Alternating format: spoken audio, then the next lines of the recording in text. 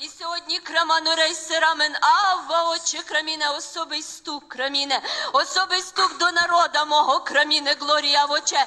Ібо я сьогодні по-особому обходжу твоє состояння, рабадусу краміну рейсе, і краміне, глорія, авва, отче, кажу, многим душам рібіду, глорія краманусу, проведеться черта краману рібіде, і не зможеш же так шествувати, як ти шествував краману ребеде, авва, отче, ібо я бачу крамен, як многі війшли в форму і обряд Раманусу, як многі війшли в безпечі, як Раману Рібіде, а в очі крібіду, а я не благоволю, говорить Господь Рабадусу, а я сьогодні хочу пробудити тебе, Раману Рібіде, і тому крібіду буду стукати до внутрішності Рабаду, і коли прийде той час, краміне, в життя твоє, Рабаду, рейсе крамен, то урозумій мій стук, Раміну, ібо це ще буде стук любві моєї, Краманусу.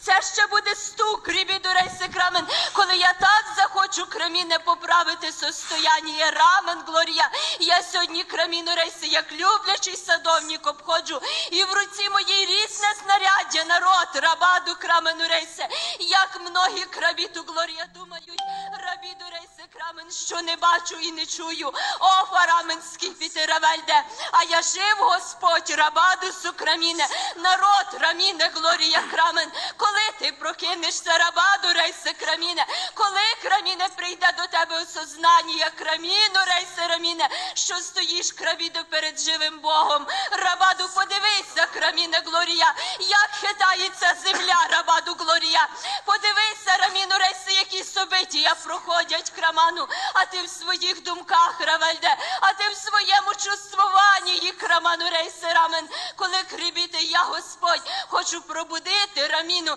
ібо, краміне, велика ціна заплачена за тебе. Я заплатив за тебе кров'ю, краману рейсе. Чи ти оцінив велику, краміне, глорія? Ой, буду стукати, равельду, глорія.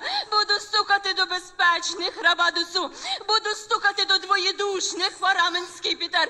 Буду стукати, равельду, глорія, даби пробудити. Но сьогодні час, краміне. Сьогодні ще зов любві, краміну рейсе. І так дух зове, крибіде мій, говорить Господь.